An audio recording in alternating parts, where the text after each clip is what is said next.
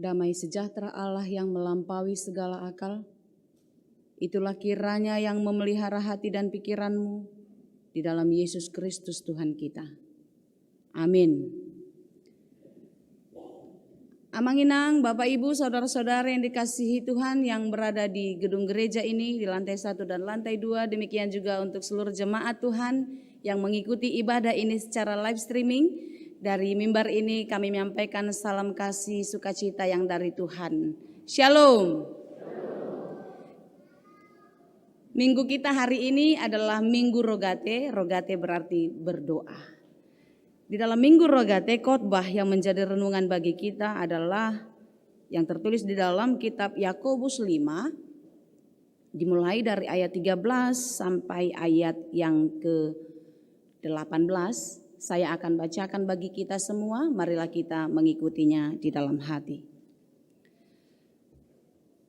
Kalau ada seorang di antara kamu yang menderita, baiklah ia berdoa. Kalau ada seorang yang bergembira, baiklah ia menyanyi. Kalau ada seorang di antara kamu yang sakit, baiklah ia memanggil para penatua jemaat, supaya mereka mendoakan dia serta mengolesnya dengan minyak dalam nama Tuhan. Dan doa yang lahir dari iman akan menyelamatkan orang sakit itu, dan Tuhan akan membangunkan dia. Dan jika ia telah berbuat dosa, maka dosanya itu akan diampuni. Karena itu hendaklah kamu saling mengaku dosamu dan saling mendoakan, supaya kamu sembuh. Doa orang yang benar, bila dengan yakin didoakan, sangat besar kuasanya. Elia adalah manusia biasa, sama seperti kita. Dan ia telah bersungguh-sungguh berdoa supaya hujan jangan turun. Dan hujan pun tidak turun di bumi selama 3 tahun dan 6 bulan. Lalu ia berdoa pula dan langit menurunkan hujan dan bumi pun mengeluarkan buahnya. Demikianlah dikatakan. Topik minggu kita adalah bertekun dalam doa. Ada yang mengatakan doa itu adalah tidak manjur, tidak mujarab,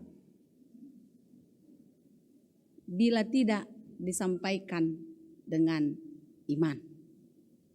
Orang mengatakan doa itu ibarat burung tanpa sayap. Kita tahu burung pasti bisa terbang, mayoritas. Tetapi tanpa sayap burung itu tidak bisa terbang. Sama seperti anak panah yang tumpul, dia tidak bisa menembus benda apapun. Demikianlah doa yang disampaikan kepada Tuhan, kalau tidak didasari oleh iman, maka dia tidak akan berkuasa. Itu jugalah yang kita dengar tadi di dalam pembacaan firman Tuhan untuk kita Amanginang. Karena itu orang yang berdoa hendaklah tidak asal-asal berdoa. Reformator mengatakan doa itu adalah nafas. Doa adalah nafas hidup orang percaya. Berarti kalau doa itu adalah nafas, maka doa itu akan dilakukan setiap saat, setiap waktu. Tidak sekali seminggu, tidak sekali sebulan. Coba kalau kita bernapas sekali seminggu. Tarik sekarang. Tahan. Tunggu minggu depan lagi baru tarik lagi. Bisa? Enggak bisa. Atau jangan dulu minggu depan. Tarik sekarang. Tunggu nanti sore. Buang pelan-pelan sampai nanti sore. Nanti sore dapat tarik lagi. Ngatos be, dang sanga be. Demikianlah doa itu. Doa tidak menunggu, doa tidak menunda, doa tidak nanti. Tetapi doa saat kita hidup. Doa saat kita bernafas setiap waktu. Itulah sebabnya tadi dikatakan di dalam perikop kita, kalau ada seorang di antara kamu yang menderita, baiklah ia berdoa.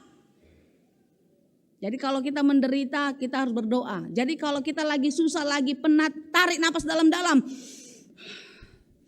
Kalau udah mulai emosi, berdoa, tarik napas. Pasti berkurang emosinya.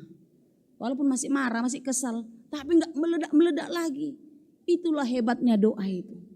Itulah hebatnya nafas itu. Membuat kita lebih lega, membuat kita lebih tenang. Doa itu akan menolong kita yang menderita. Orang yang menderita, orang yang bergumul, datanglah kepada Tuhan. Berdoalah. Berseru dan memanggil namanya. Berdoa, dia akan segera menghampiri dirimu. Bukankah tadi itu dikatakan Allah kepada Yeremia? Berserulah kepadaku maka aku akan menjawab engkau. Di epistel kita tadi Yeremia 33 ayat 3. Kalau kita menderita, kalau kita bergumul, datanglah kepada Tuhan dan berdoalah. Lalu dikatakan lagi tadi Amanginang, jika ada seorang yang bergembira, baiklah ia menyanyi. Menyanyi berarti kita pun mengingat Tuhan. Berarti hidup kita suka dan duka, susah dan senang, sehat dan sakit, menderita dan berbahagia, kita harus selalu mengingat Tuhan. Itulah orang yang beriman. Itulah orang yang percaya, orang yang hidupnya hanya bersandar kepada Tuhan. Lalu di ayat 14 dikatakan tadi, kalau ada seorang di antara kamu yang sakit, baiklah ia memanggil para penatua jemaat supaya mereka mendoakan dia serta mengolesnya dengan minyak dalam nama Tuhan. Jadi yang mau dikatakan bukan minyaknya yang mujarab. Harus minyak yang dikirim dari Yerusalem.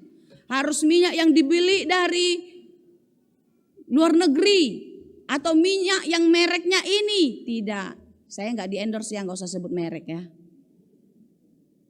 Bukan minyaknya yang mujarab. Minyak jelantah pe. Tahu kita minyak jelantah? Anak-anak muda, remaja masih tahu minyak jelantah? Iya. Minyak jelantah is number one. Minyak apapun itu bukan itu yang berkhasiat, tetapi apa? Nama Tuhan, Tuhan yang berkuasa.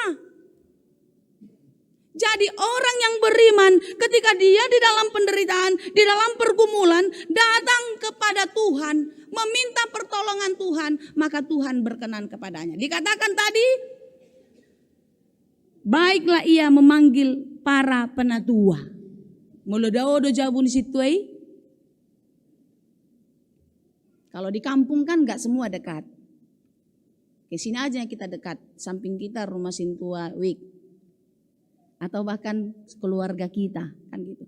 Yang mau dikatakan semua kita orang-orang yang percaya, orang-orang yang beriman, itu dipakai Tuhan untuk jalan keselamatan Tuhan yang diinginkannya. Tuhan memakai orang-orang percaya. Karena itu Amanginang yang dikasihi Tuhan, kalau kita melihat sejarah pelayanan Yesus, Yesus tidak pernah memakai minyak untuk menyembuhkan banyak orang sakit. Tetapi dia mengurapi, meneguhkan, menguatkan. Karena itu kalau ada orang yang memanggil kita, orang meminta kita untuk berdoa, sebelum mendoakan, kita sudah memberi support, kita sudah memberi penguatan, keteguhan hati baginya.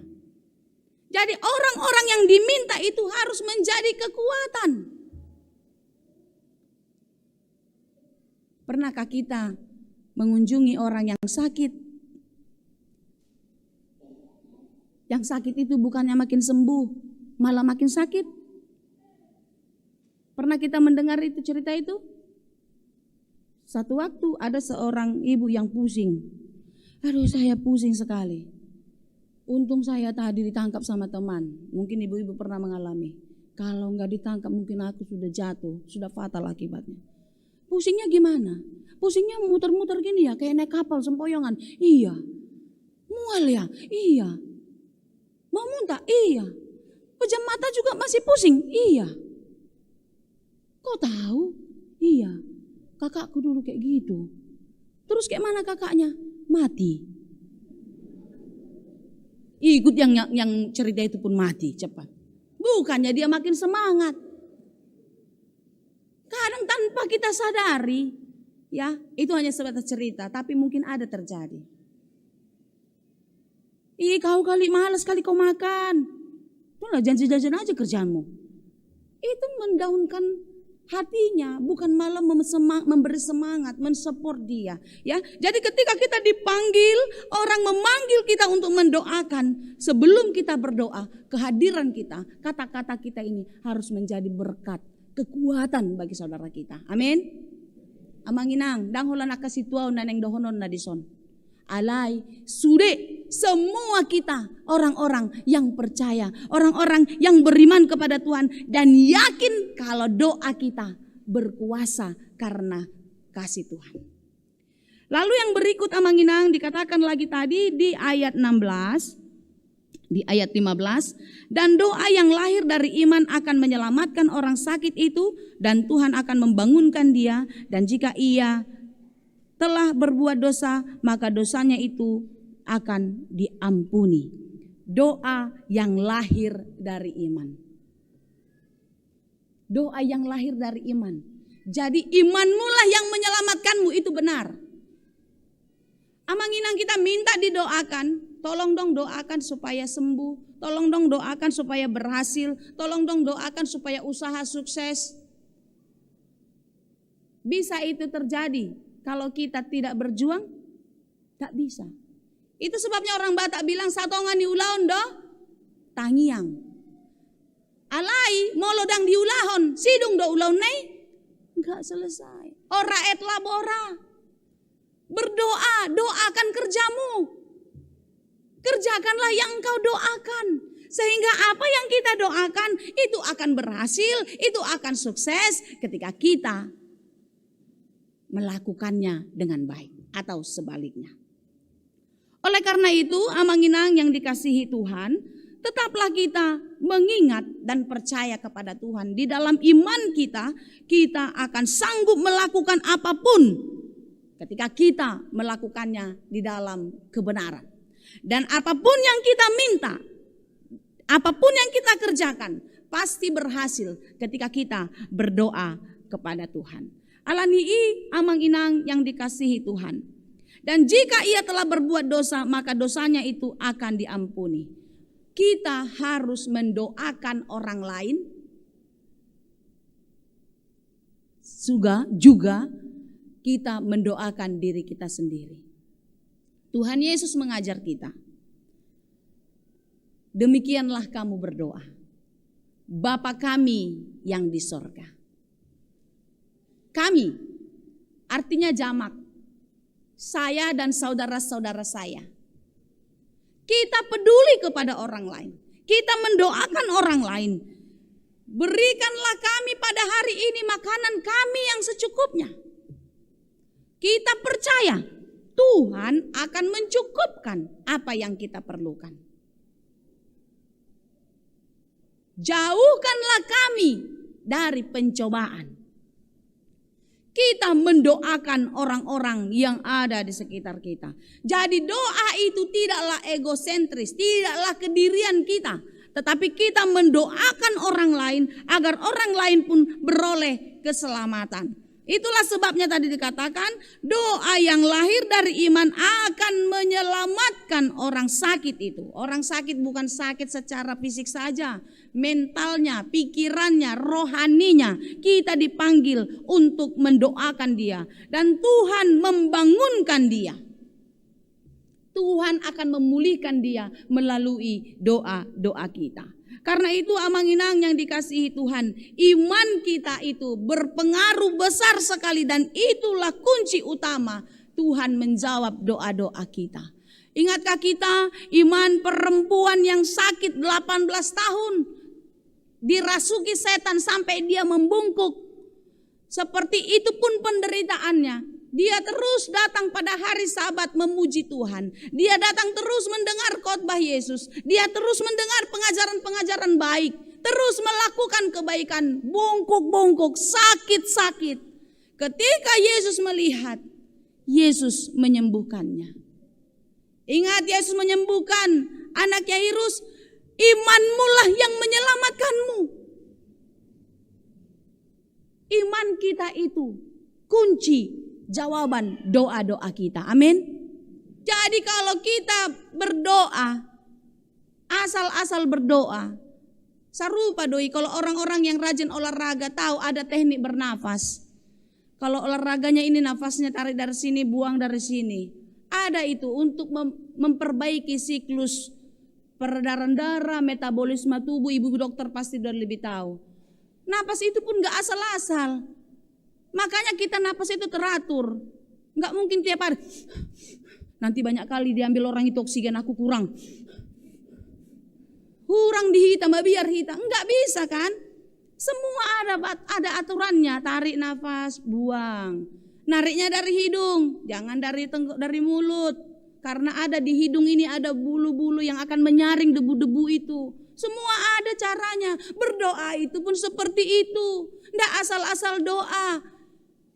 Doa nak, doa. Tapi tidak yakin, tidak tahu dia apa yang didoakan. Kenapa? Mau makan doa lagi. Loh kok doa lagi? Oh iya ya udah berdoa ya. Berarti hanya formalitas. Orang yang berdoa itu harus sungguh-sungguh karena dia percaya. Orang yang berdoa harus sungguh-sungguh karena dia telah mempersiapkan hatinya untuk menerima kuasa Tuhan di dalam doa-doanya. Dan orang yang beriman yang akan mendengar atau melihat mujizat Tuhan terjadi di dalam hidupnya melalui doa-doanya. Amin. Kalau kita tidak beriman, kita tidak percaya, kita akan mendele. Percumanya aku berdoa. Pagi, siang, sore, malam sudah berdoa. Tapi doaku tidak dijawab Tuhan. Oleh karena itu amang-inang yang dikasihi Tuhan. Doa orang benar di ayat 16. Karena itu hendaklah kamu saling mengaku dosamu dan saling mendoakan supaya kamu sembuh. Doa orang yang benar bila dengan yakin didoakan sangat besar kuasanya. Doa orang yang benar itu siapa? Orang yang beriman. Orang yang percaya kepada Tuhan. Jadi kalau sekarang kita susah, kalau sekarang kita menderita, kalau sekarang kita bergumul, berdoalah. Datanglah kepada Tuhan. Percayalah doamu akan dijawab. Tuhan ingin kita tetap sabar, kita tetap tekun dan taat. Roma 12 ayat 12 bisa dibuka. Siapa multimedia kita sekarang, kakak atau abang? Ada kita yang tahu? Bersukacitalah dalam pengharapan, sabarlah dalam kesesakan, bertekunlah dalam doa. Bersukacitalah dalam pengharapan, sekalipun kita sekarang sedang menderita, seperti di ayat 13 tadi. Bersukacitalah dalam pengharapan. Kenapa? Sekarang aku gak punya uang. Ini bulan tua ini ya. Bulan tua gak? Bulan tua. Sekalipun saya nggak punya uang, tapi saya harus bersuka cita karena beberapa hari lagi saya gajian. Itu pengharapan kita. Sekalipun saya sekarang susah, sekalipun saya menderita, pengharapan kita apa? Tuhan bersama-sama dengan kita. Amin. Tuhan bersama-sama dengan kita. Lalu dikatakan sabarlah dalam kesesakan. Sabarlah, nunuti, dalani. Posroham. Karena yang menderita itu, karena yang sakit itu, yang merasakan kesesakan itu bukan saudara saja. Semua yang bernafas, semua yang hidup merasakan ini. Jadi sabar-sabar aja. Semua ada porsinya. Porsi saudara dan porsi saya berbeda. Tapi ingat, Tuhan berjanji akan senantiasa menyertai kita. Karena itu tetaplah kita sabar. Di dalam kesabaran kita untuk menanggung itu apa dikatakan? Bertekunlah dalam doa. Bertekunlah dalam doa. Dan percayalah doa-doa kita. Di dalam ketekunan hati kita. Di dalam iman percaya kita. maka Tuhan akan menjawab doa-doa kita. Seperti yang tertulis di dalam Matius 7 ayat 7. Carilah, maka engkau akan mendapat. Mintalah, maka akan diberikan kepadamu. Ketuklah pintu, maka pintu akan dibukakan. Mengetuk pintu tidak sekali. Kalau sekali, toke ini. Yang ributlah tetangga ini. Ngangkat-ngangkat barang pun kuat-kuat kali menghempaskan. Enggak mungkin kan? Tapi mengetok itu melakukannya berulang kali. Enggak dibuka. Terus. Sampai dibuka, terus ketok. Sampai Tuhan jawab, sampai Tuhan beri. Terus minta. Dan Dia akan memberikannya indah pada waktunya. Amin. Amanginang yang dikasihi Tuhan, lihatlah imanmu akan menyelamatkanmu. Doamu di dalam imanmu akan dijawab oleh Tuhan. Sebagaimana yang dikatakan tadi di dalam ayat 17 dan ayat 18. Elia itu manusia biasa. Sama seperti kita. Kenapa Elia berdoa Tuhan memberi? Karena dia percaya. Karena dia beriman. Ingat kita? Elia ini, dia berdoa kepada Tuhan. Hujan tidak turun 3 tahun 6 bulan katanya. Tetapi ketika hujan tidak turun, apakah Elia selamat? Sama dia dengan orang yang mengalami itu pun ikut merasakan penderitaan. Ketika itu dia dikejar-kejar oleh Raja Zedekia. Dia lari. Dia disuruh Allah pergi kemana? Ke sungai? Sungai Kerit ya. Itu khotbah minggu lalu itu. Ke sungai Kerit. Lalu setahun di sana sungai Kerit itu kering. Dia di sana di sungai Kerit siapa yang kasih makan? Allah melalui burung sigak, pidong sigak. Ya kan? Dia dikasih makan, dikasih minum. Sungainya kering. Lalu dia kemana? Dia pergi kemana? Ke Sarfat. Dia ditolong siapa? Janda Sarfat. Itu kan yang anaknya dihidupkan Elia. Ingat kita khotbah minggu lalu? Oh iya. Kan gitu. Lihatlah dia manusia biasa. Tetapi kenapa doanya dijawab Tuhan? Karena dia menyampaikannya di dalam iman. Dan ketika dia berdoa, maka hujan pun turun. Kalau kita berdoa kepada Tuhan bukan berarti kita tidak mengalami penderitaan. Kalau kita berdoa kepada Tuhan tidak mengalami kesusahan, tidak amanginang. Tak ada opidui. Alai bereng mak. Di dalam iman, jawaban-jawaban doa. Di dalam imanmu, Tuhan memberikan jawaban satu persatu. Dibukakan jalan, ditunjukkan jalan. Apapun yang engkau minta di dalam iman, di dalam penderitaanmu, Tuhan akan menjawab doa-doa kita. Karena itu amanginang yang dikasihi Tuhan, hendaklah kita berdoa dengan sungguh-sungguh. Kalau tadi di pati kita, berjaga-jagalah dan berdoalah. Doamu terus siap siaga. Doamu terus senantiasa sepanjang nafasmu, sepanjang hidupmu. Dan percayalah doa orang benar, bila dengan yakin didoakan, maka akan besar kuasanya. Saya mau mengundang kita semua bernyanyi. Lagu yang sudah biasa kita nyanyikan, doa mengubah segala sesuatu.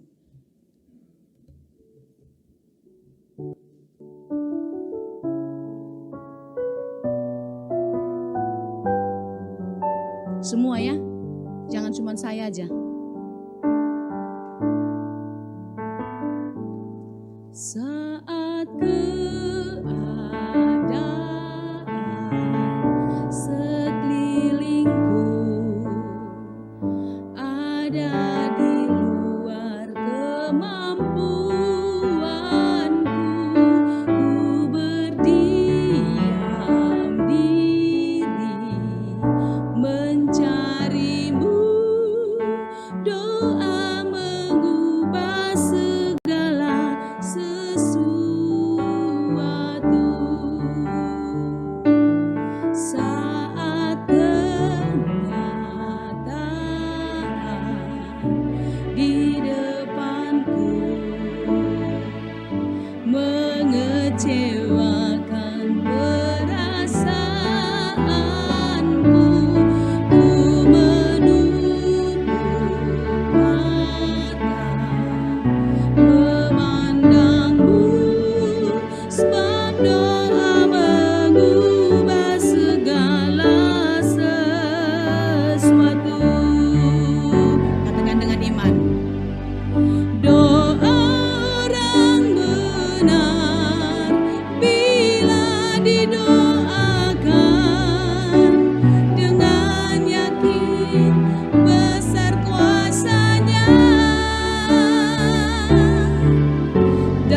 Tiap doa yang lahir dari iman berkuasa menyelamatkan, seperti mata air di tanganmu.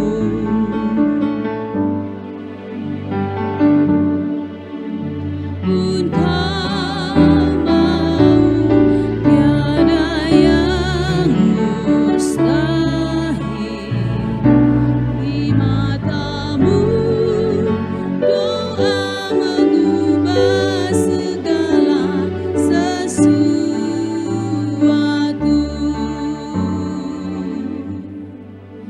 Doa mengubah segala sesuatu. Doamu akan memulihkan. Doamu akan menyembuhkan.